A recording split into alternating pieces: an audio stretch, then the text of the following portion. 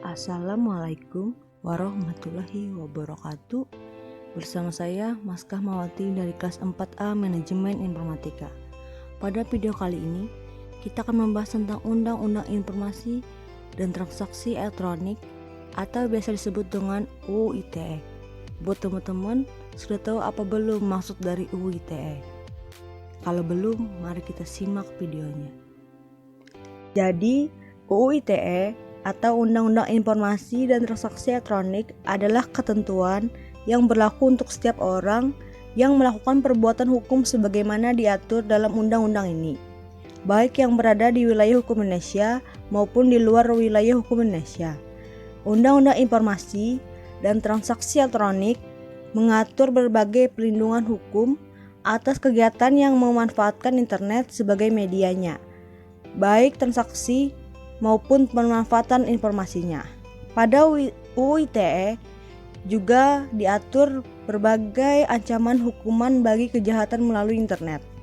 UU ITE mengakomodir kebutuhan para pelaku bisnis di internet dan masyarakat pada umumnya guna mendapatkan kepastian hukum, dengan diakuinya bukti elektronik dan tanda tangan digital sebagai bukti yang sah di pengadilan.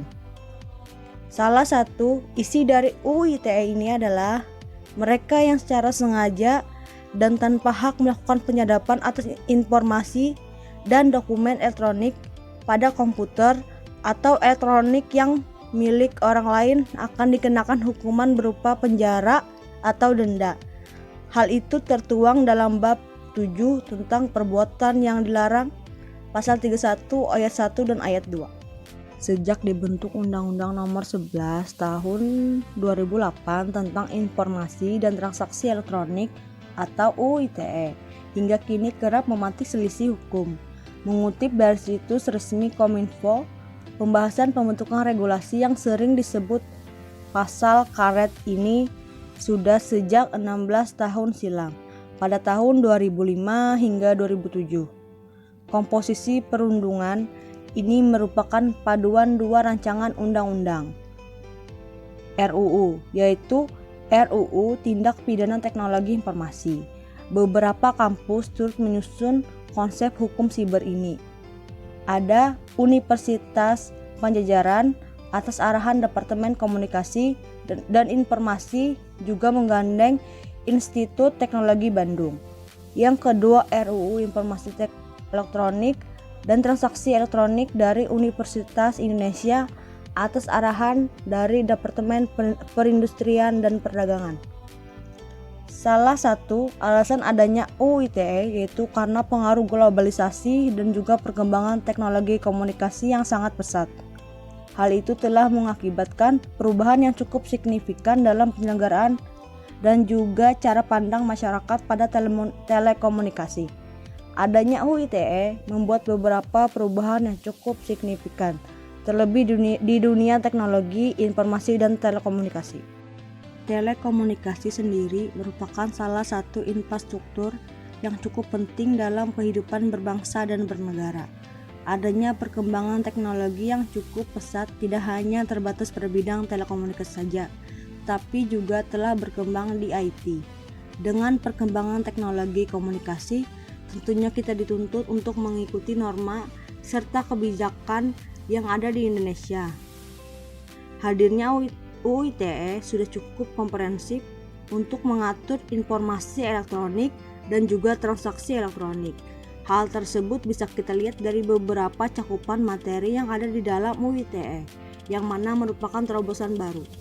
Berbagai hal yang belum diatur di dalam UU ITE akan diatur di dalam peraturan pemerintahan dan juga peraturan perundang-undangan lainnya. Tapi sayangnya, UU ITE kerap dianggap sebagai penghalang untuk pengguna internet di media sosial, sebab tidak semua yang ingin mereka sampaikan di media sosial, termasuk saran, postingan, dan juga kritik tidak bisa diunggah di media sosial dengan aman. Nah, kan teman-teman sudah tahu apa itu UU ITE? Yuk kita simak lebih dalam lagi tentang UU ITE. Berikut adalah dua pembagian dari UU ITE. Yang pertama, pengaturan mengenai informasi dan transaksi elektronik. Yang kedua, pengaturan mengenai perbuatan yang dilarang.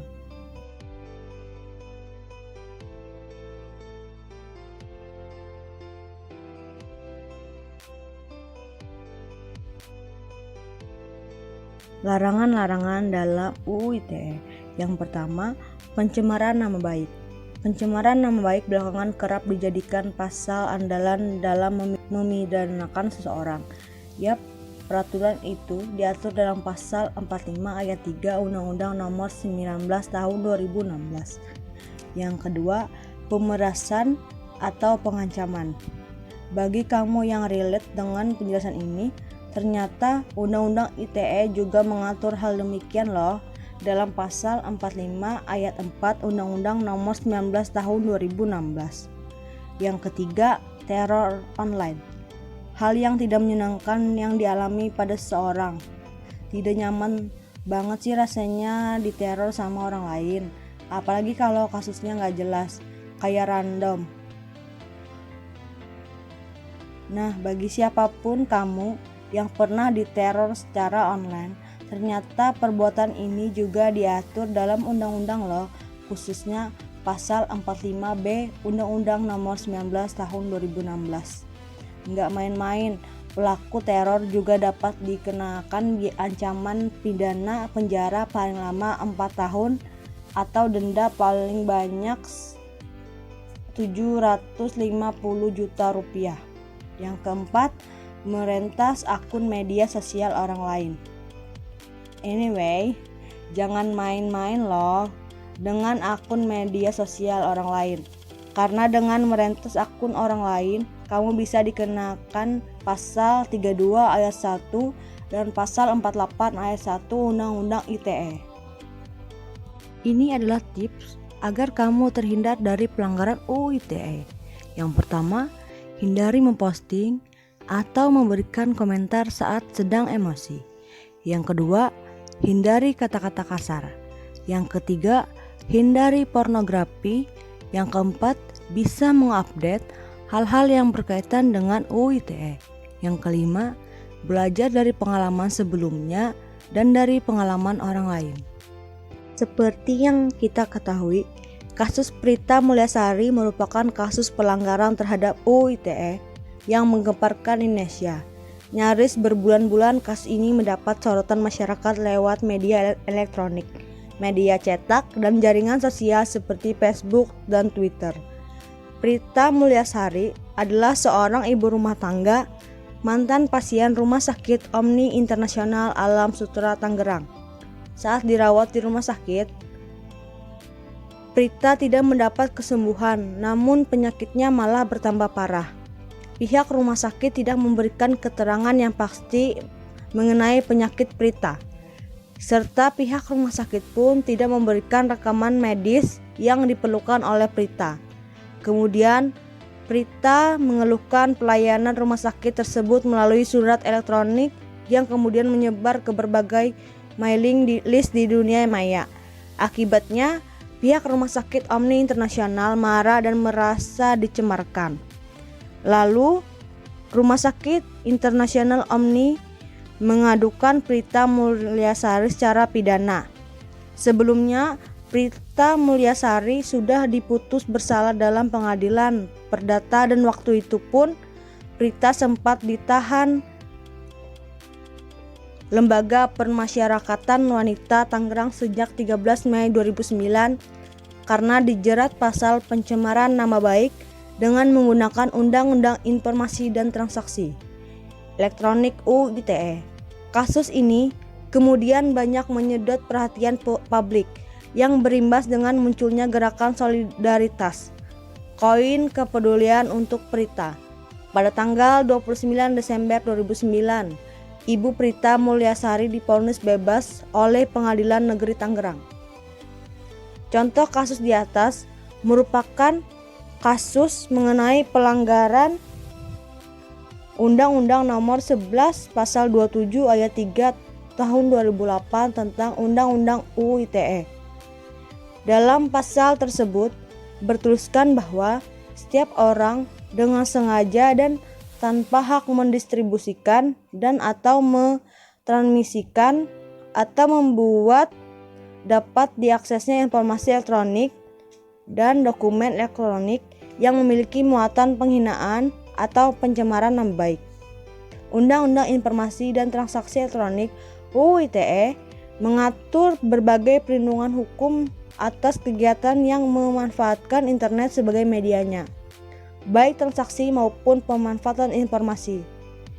Pada UU ITE ini juga diatur berbagai macam ancaman hukuman bagi kejahatan melalui internet.